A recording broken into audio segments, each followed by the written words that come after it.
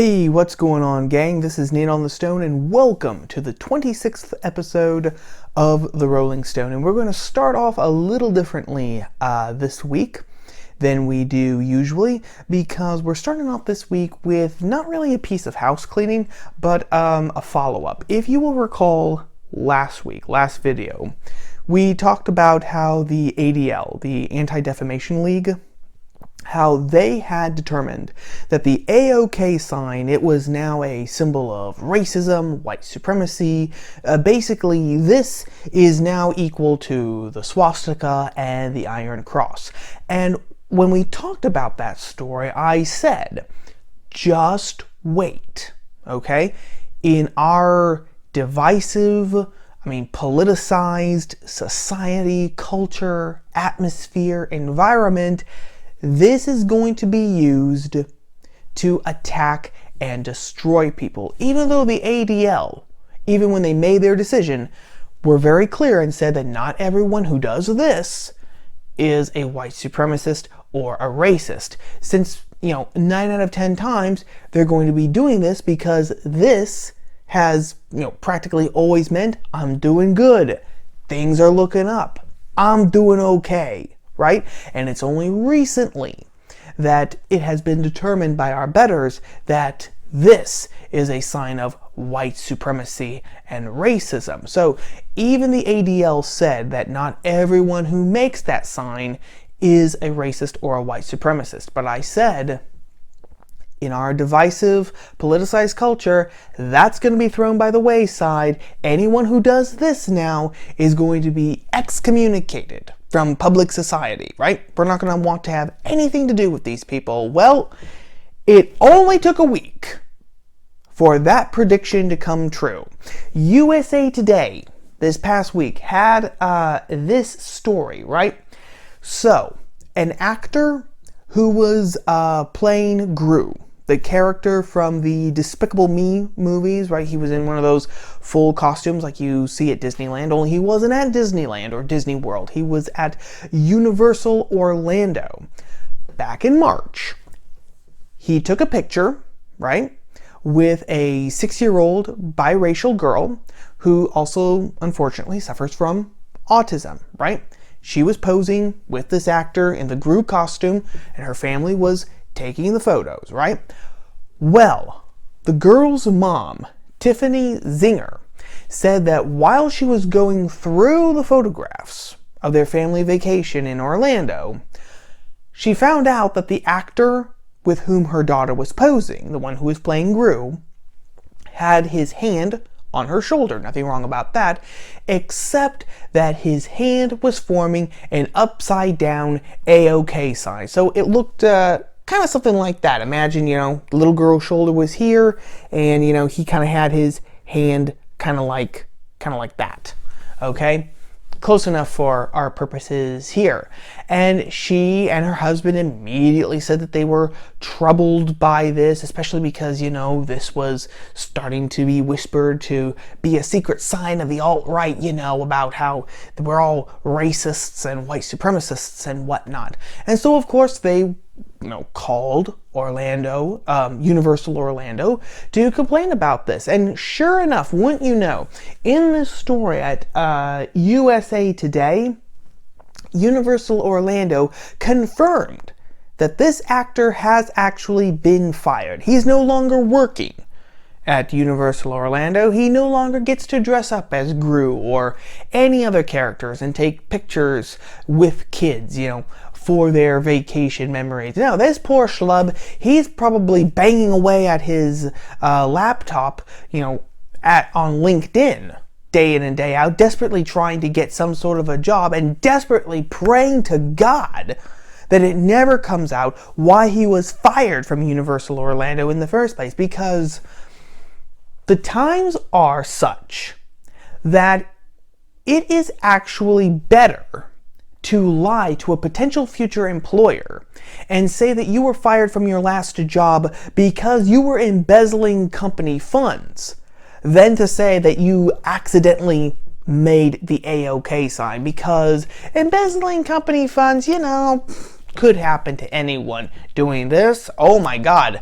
not only should you not be allowed to work, but also, even if we did happen to think that this is just a harmless hand signal, you know what, if it got out that we had actually hired you, the mob would be coming after us, our livelihoods, our families, and our heads too. So it's just better for you to move along, you know. Of course, and I hope that this guy gets a job. I hope that this guy gets a job.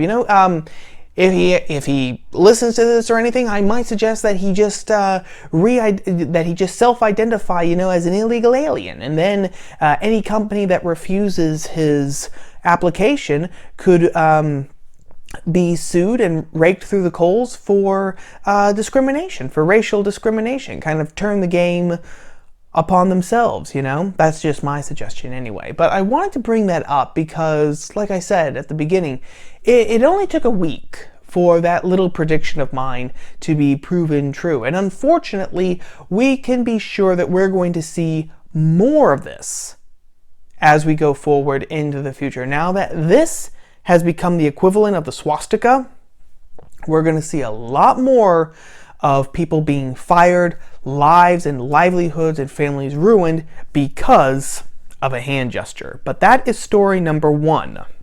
Story number two takes us to Virginia, good old Virginia, my old stomping grounds in Virginia. And specifically, it takes us to the Immanual Christian School, which is a private Christian school, okay, close to Washington, D.C., on the Virginia side of it, of course. And last week, a student at the Christian Immanual School, 12-year-old Amari Allen, okay, who does happen to be black, she told NBC Washington that 3 white male classmates, okay, basically pinned her down during recess, and they cut off her dreadlocks because they described them as nappy, and they said that she herself was ugly, okay? This is what this is how NBC wrote it up. Quote, she, Amari Allen, was playing at recess at Immanuel Christian School in Springfield when one boy grabbed her arms, another put his hands over her mouth, and a third cut her hair. They said my hair was nappy, and I was ugly, she said. Okay?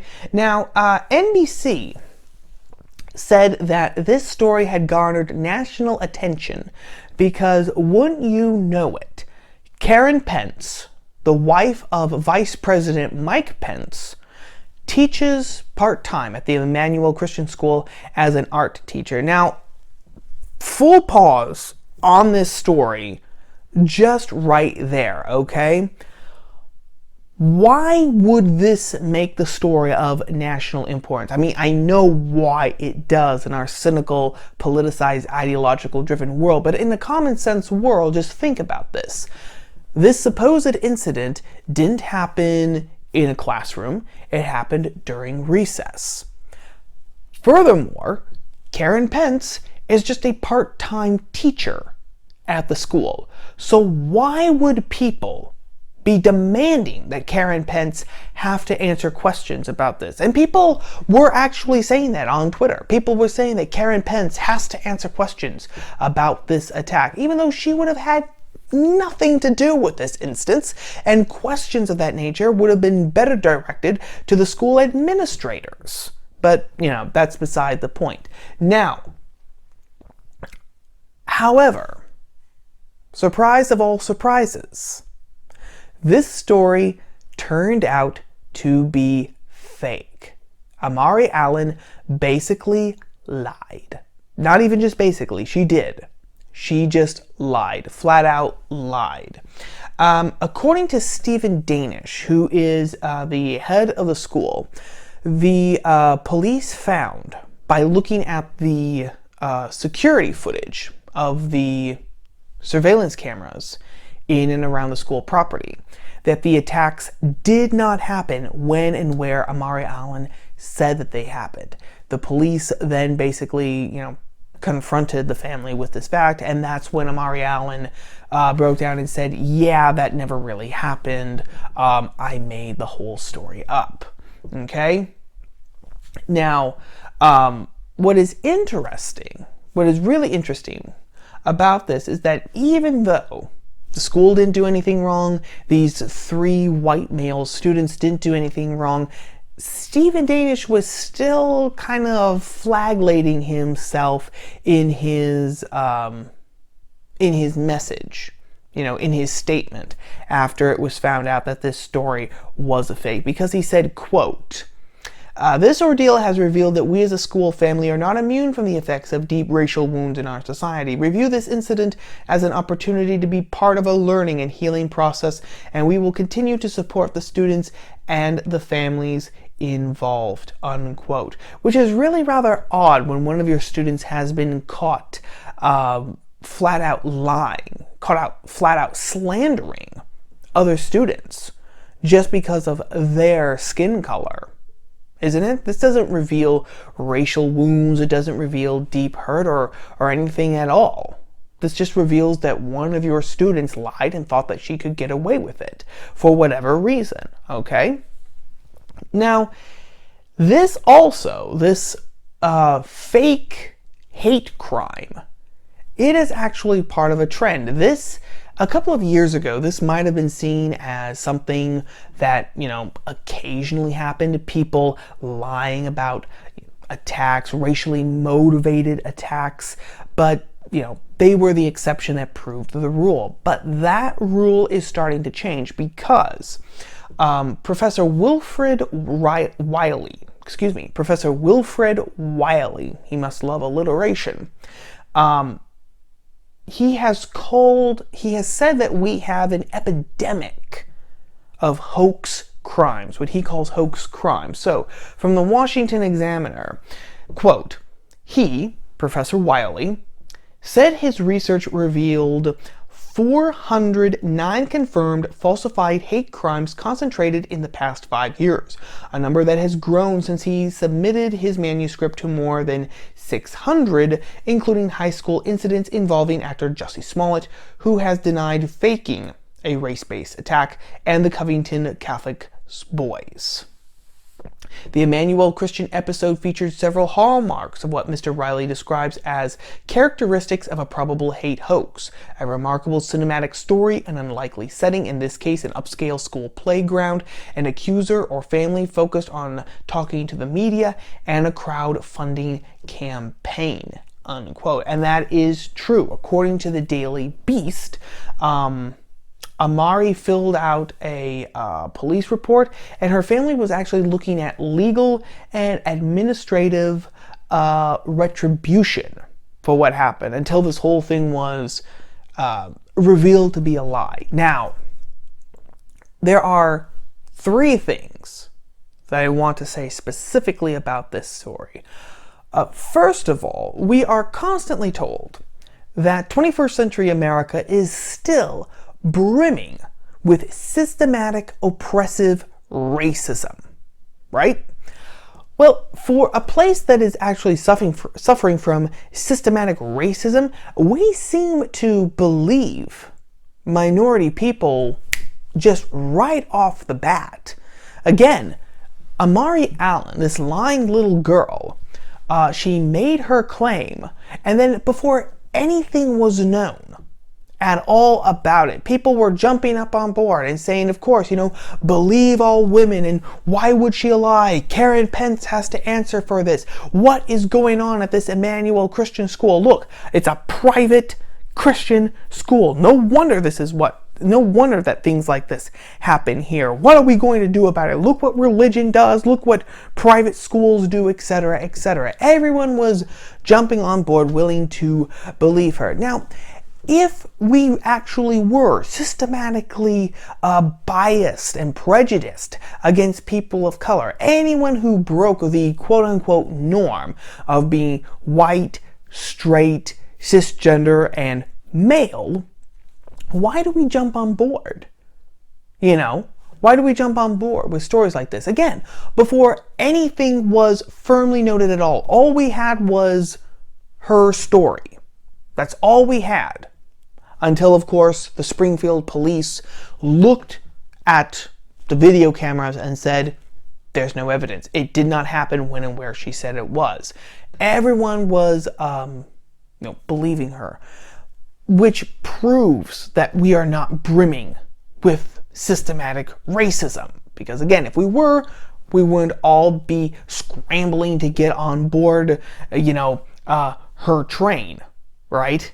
And say, I believe her, I believe her, I believe her, before anything was known definitely. Now, the second thing that it shows is the complete complicity, again, an ideology-driven agenda of the media. I was reading Rod Dreher's blog at the American Conservative yesterday, and he was talking about this story, and one of his readers had actually sent him a snapshot of two headlines from the New York Times. The first one was dated September 27th. That's when they broke this story. And the headline, I can't quote it verbatim, but the gist of it was, black girl accuses white male students of cutting off her dreadlocks. So they were very, very particular. The victim is a black girl, and the criminals in this case are three of her fellow students who are white males. However, on September 30th, when the Times had to report that this whole thing had been proven to be a lie, it was very interesting to see that all mention of race, both of Amari Allen and of the boys that she accused, had been erased. Then the headline read, Virginia girl who accused fellow male students of cutting off dreadlocks proven to be a hoax, or admits to, creating a hoax, right? All mention of race had been erased. Now, you might be wondering, why would the New York Times do that? Again, the New York Times hadn't made up any facts. They hadn't, twisted the story or anything. That first headline, where the race of the accuser and the accused were mentioned, you might say that that was in poor taste. You might say that that had some sort of an ideological motive behind it, but you can't say that it wasn't factual, because at that point in time, that's what was happening. That's what was known. But to then, when you have to report that the whole thing is a lie, and you have to erase the race of all the people involved, then you have to wonder, well, what is going on? Why would you have to do that? Again, especially when you, the newspaper, haven't done anything wrong. And the reason why they had to do that was because it didn't fit the narrative. Here again, it was the perfect storm. A black girl attacked by white fellow students at a private Christian school that Karen Pence just happens to be a part-time teacher at. It was perfect. It was a gold mine, particularly going into a presidential election. When it didn't fit the narrative anymore, all references to race had to be erased, so as not to make the black girl look like the villain. Because again, according to intersectionality, if you're part of a minority, you can't be guilty of any crime, right? That's just how intersectionality works. Intersectionality says if you're a minority, you're automatically oppressed. If you're automatically oppressed, you can't be guilty of evil. So that's the second thing that it proves. Again, the utter commitment of the mainstream media, of journalism today, to an ideological agenda, meaning that they are not a free press anymore, regardless of what the government does to them. But the third thing that this story shows is something a bit more dire. This past week, too, we passed the 70th anniversary of the People's Republic of China. We've had 70 years of the Communist Party ruling China. So, it's been in power for almost as long as the Communist Party was in Russia. Now, to celebrate this fact, 70 years of communist rule in China, the Communist Chinese government was very eager to declare that by next year, by the 71st birthday of the People's Republic of China, there's going to be one camera for every 2 Chinese subjects, a ratio of 2 to 1. 2 people, 1 public state-controlled camera. In 2017, China's population was about 1.4 billion, which means that the Chinese government is going to set up over 500 million public cameras with facial recognition technology, FYI, to keep track, to spy on their citizens. And unless the trajectory changes here in the States, we're going to have to do the same thing. Not even just because the government is, power hungry, power mongering, and that's one of its wet dreams. No. We're going to have to do that just to keep us safe. Again, if that security camera had not been there at the Immanuel Christian School, so that the police could say this attack did not happen when and where Amari Allen said it did, those 3 boys, who knows what might have happened. Their names probably would have been published by now. Their families might have been doxxed. They probably would have been expelled from the school. All sorts of horrible, terrible things were going to happen if there hadn't been absolute proof that nothing happened, that this whole story was a lie. And in a culture like this, social media, celebrity culture, intersectional, pyramid, hierarchy of oppression culture, when we cannot even assume people have, just general goodwill towards us because we're part of the same country and community, etc. When that trust is gone, when that consensus is gone, then there has to be something not just to keep the peace, but just to keep, our own skins safe. And so, unless we can reestablish, we can change trajectory here, we're going to have to follow the Chinese government and put public cameras everywhere, just so that when we are accused of something, not if, but when we are accused of something, we can actually, point to those cameras and say, no, we didn't do that. We didn't do whatever we're accused of. And those cameras, the footage from those cameras will prove it. Now, of course, that means that we're going to, kiss our privacy goodbye. We're going to kiss our sovereignty goodbye. We are going to be nothing more than observable ants from the point of view of the government. But we're going to have to do that just to cover ourselves. That's the price we are going to pay for this new society that we are walking into. But anyway, that is story number 2. Our third and final story for this week takes us actually just north of Springfield, Virginia, into Washington, D.C. itself.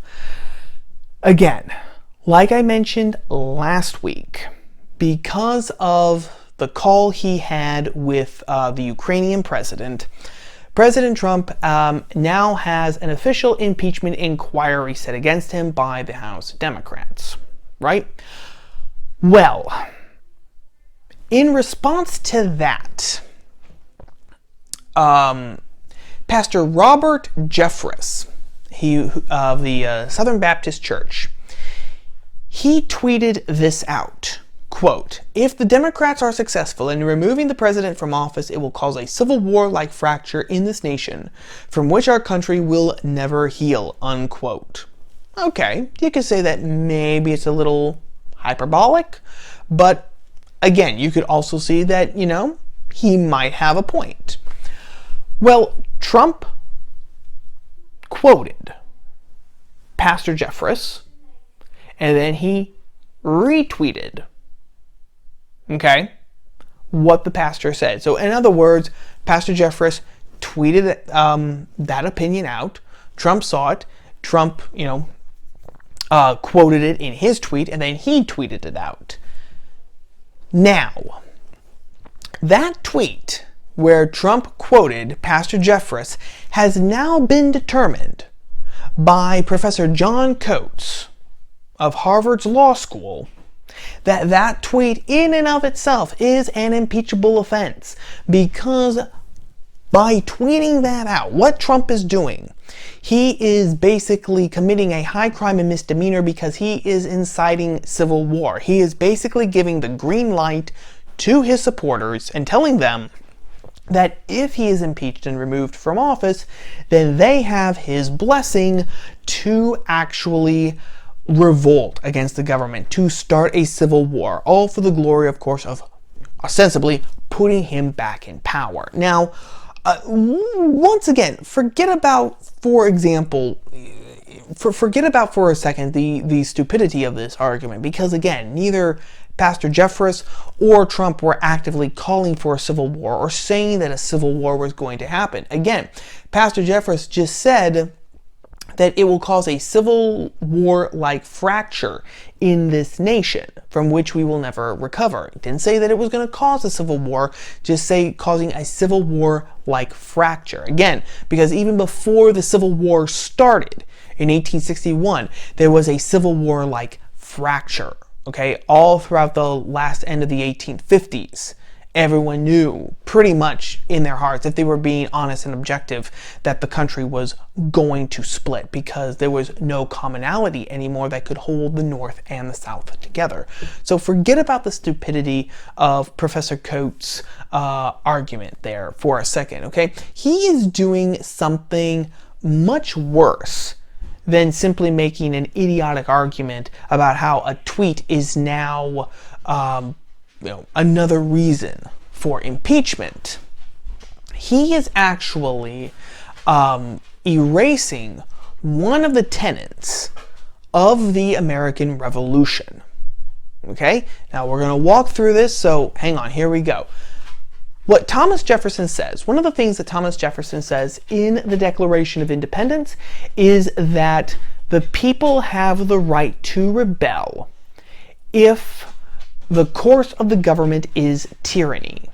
Okay, so in other words, Jefferson says that the people can't rebel or revolt every time the government does something stupid, every time the government screws up, because guess what? The government is going to screw up. Very badly in some cases, because the government is full of people, it's made up of people, and people are not infallible because of fallen human nature. So that's, just the hand that everyone has been dealt with. However, people do have the right to rebel if, as he puts it, a long train of abuses and usurpations pursuing invariably the same object invents as a design to reduce them under absolute despotism. In other words, it is the direct intention of the government to actually create a tyranny in the area that it governs. It's not going to become a government anymore, it's going to become a tyranny. When that is clearly the end of the government's actions and words, that's when, and when all other options have been exhausted and have led to nothing, that's when the people can revolt, okay? So that's right there in the Declaration of Independence. Okay? So, what now, come back from 1776 to the present time? What was Jeffress actually saying? What was Pastor Jeffress saying in that original tweet? He was saying that if the left is actually successful at impeaching Trump and removing him from office, then all of the people who voted for Trump, right, the 63 million Americans who voted for him in 2016, who, give or take, are probably going to vote for him again in 2020. And even more than that, anyone who is fair, just, and objective, okay? Whether they voted for Trump or not, whether they like Trump or not, whether they support Trump or not. All of these people are going to look at that action, that impeachment and removal from office, and they could very well come to the conclusion that the United States government no longer represents them. Because a man with half an eye can see, and again, okay, forget about your personal feelings about Trump right now, okay? Just kind of look at it objectively as a sitting president, okay? From the moment that he won in 2016, and especially since he took office, January of 2017, it has been one of the goals of the left to get him out of office. Not because of any high crimes or misdemeanors. Everything thus far, let me be clear on that point, thus far, everything that they have brought up has turned out to be, sound and fury, signifying nothing. We had 2 years of the Russian investigation. That turned out to be nothing. We have now this call with Ukraine, but the transcripts were released. And it, again, doesn't seem like there was any sort of underhanded dealings being done with that call. It's the same thing with everything that has been laid out as a reason for impeachment. Everything turns out to be unsubstantial, empty, okay?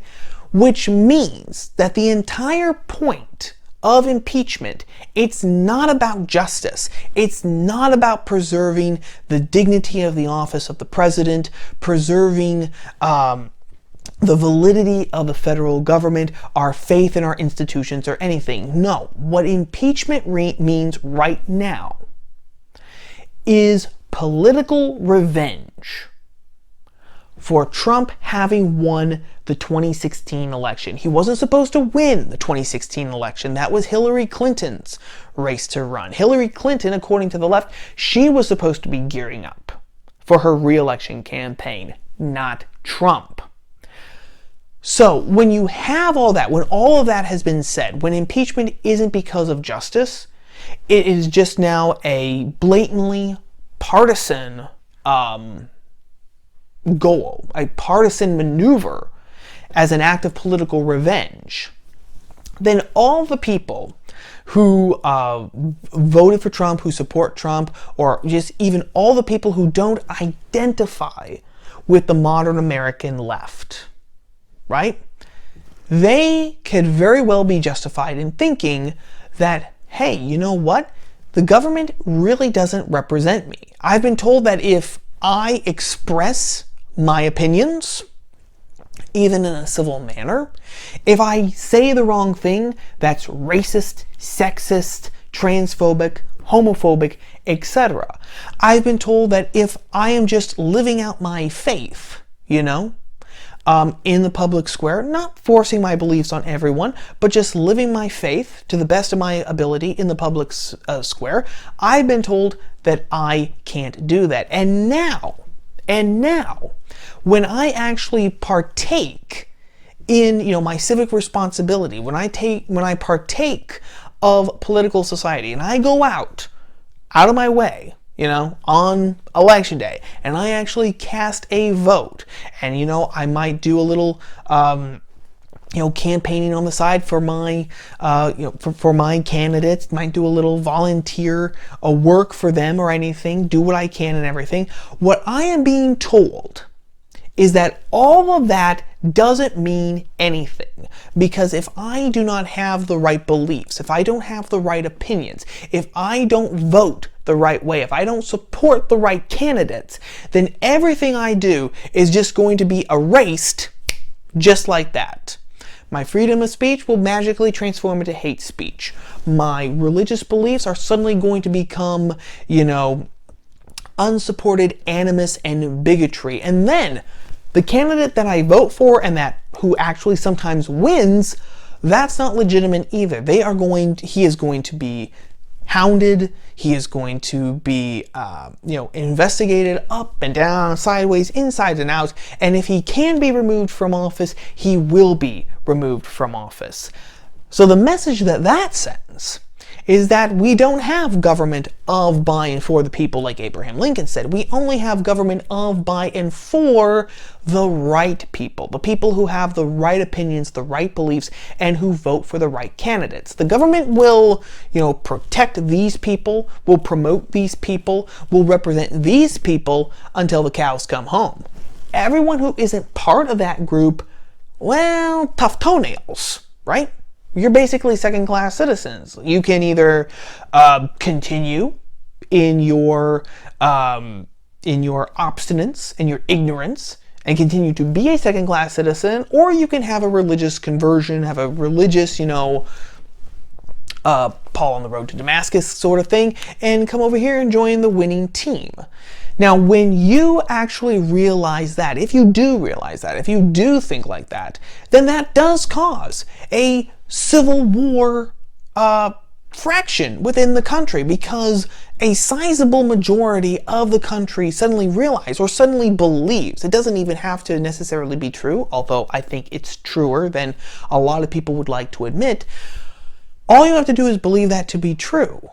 And you're thinking, I can't get a fair shake.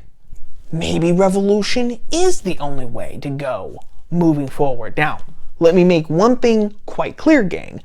I don't support revolution at this point because I don't think that we're anywhere near close enough to even be contemplating an actual revolution. Nowhere near. Things would have to get 100 times worse before we could actually start thinking, maybe, you know what, we're going to have to do something else because nothing else seems to be working.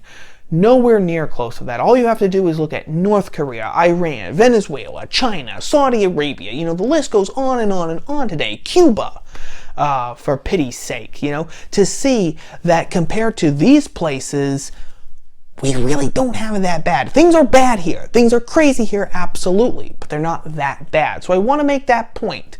Nowhere near close enough to start a revolution. However, what Pastor Jeffress was saying on Twitter and what Trump was saying by quoting him is that if Trump is removed through impeachment, then that is just going to settle in people's minds more firmly this idea that, you know what, there is this unbridgeable divide in America. We really don't have much in common with the other side because everything that we have in commonality has now been destroyed. And when that happens, that does lead, or it supports better a civil war mentality. That is what was happening here. But for Professor Coates to just blithely dismiss that whole thing, that whole line of logic, that whole line of reasoning that we've just gone through, to simply just dismiss it with a wave of his hand, and to say, saying that is just another reason to impeach him, not only is that erasing one of the key tenets of the American Revolution, which makes the whole artifice crumble in on itself, but it also just supports that Civil War mentality, that Civil War fragmented mentality of becoming a much clearer reality. Because now what you're saying is that you can't even express a political opinion like that without getting, slammed down, without you getting punished in some way or another for expressing that opinion. But anyway, I have talked for too long as usual, although I haven't been talking for 40 minutes yet, which is a good sign. I've been wanting to parse these videos back and keep them tighter. So while we are still good, while we are still under the 40-minute mark, I will say, as I always do in these videos, happy Friday, have a great weekend, and I will see you all on Tuesday. Ciao.